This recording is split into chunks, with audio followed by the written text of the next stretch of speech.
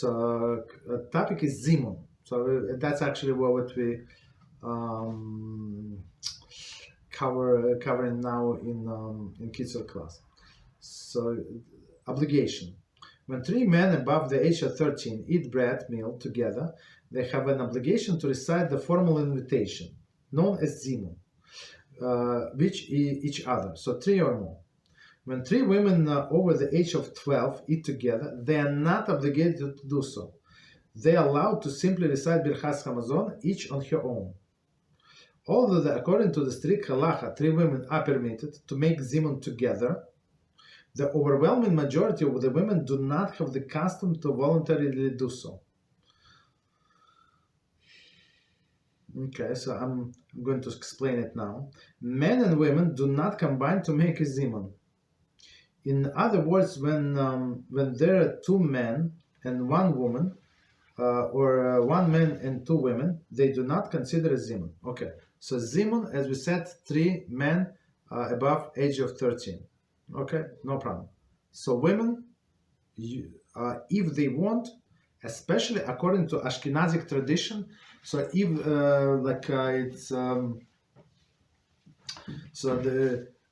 our Paskin say if women want to voluntarily accept upon themselves some mitzvah, there is no problem. They can do that and they're going to get reward. Of course, this reward is not going to be as great as men, but without crossing the line, they actually can do the Zimun. No problem. Okay, do they obligated? Absolutely not. So usually, for example, if only two men ate together and two men and let's say kids and women, so everybody usually like everybody say the Birchas Hamazon for themselves. But in my house we have tradition. So like in some other houses also, as I know. So we say out loud. One person says out loud, but others, of course, they say like quietly themselves. So it's not like he's making a zimun, but for everybody else who is tired, do not know how to say, elderly, whatever, it doesn't matter. We just say it out loud. Consider, but men and women do not combine to say make a zimun. Okay. Answering the zimun. However, when woman eats bread meal together with three men over the age of 13, she is obligated to answer zimun. That's a different issue, another different story.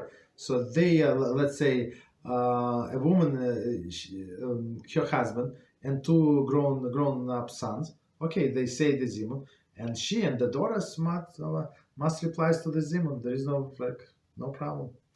She may not recite Birchas Hamazon without first hearing the zimun from the three men. So, as we'll learn in the Kitzur class, so men cannot separate themselves, right? So, for example, three men ate together, and two are still eating, and third said, I have to go back, I have to go home, this and that. No, he cannot separate. They must say the zimun together. So same. It's very interesting. Same with they say story with a woman, right? She must wait until they're going to say the zimun together, so she can answer. The woman answered the proper responses as printed in your Siddur, right? Even if she does not understand the meaning of the word. So as we said, if you answer in Hebrew, you're not obligated to understand the meaning of the words. If you answer in different language, which nobody's stopping you, you must understand what you're saying. So if you do not know that language, right, so you're not allowed to say. But if you understand the language, you can answer in any language you want, no problem. Paskim write that if woman has left the table, the man must call her back to wait and wait for them to return before beginning the zimun. So it's in a case when they ate together. Okay, so men are ready, let's say husband and two sons are ready to say the blessing, so they call women back. Continue. Last part. Reciting Birchas Hamazon. Anyone who is obligated in zimun, man or a woman, may not recite Birchas Hamazon without hearing answering Amen, answering the zimun first, right? So you have to, at least as we said, the the first blessing.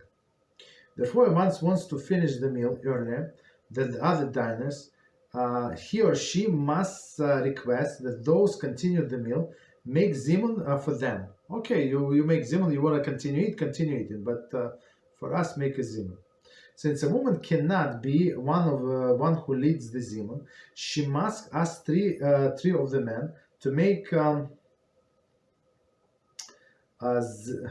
mezuman for her, right? Because she needs to go. She may then recite Berachos Hamazon. So she's not allowed to Berachos Hamazon recite until she hears the zimun. But it's in a case when they ate together. If they did not eat together, there is no zimun. I mean, she's not obligated to join them, let's say, right? So she was on the women's side, and her husband and her brother and her children were grown-up sons on another side. There is no eating together.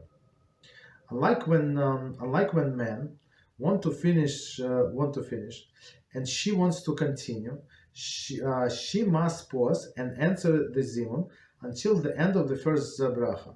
After that, she may recite Berachos Hamazon when she has finished the meal. Okay, there is no problem. So just let me read one more time the last sentence and we stop.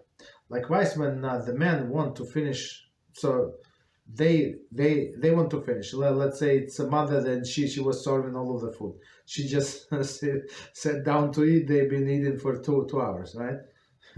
So they want to finish. She wants to continue. She must pause, answer the zimun until the end of the first blessing, Brachos. So she answered amen. After that, she may recite Berachos Hamazon if she finished her meal, or she can continue eating. There is no problem. You just don't ignore the blessing. Okay, we can stop here.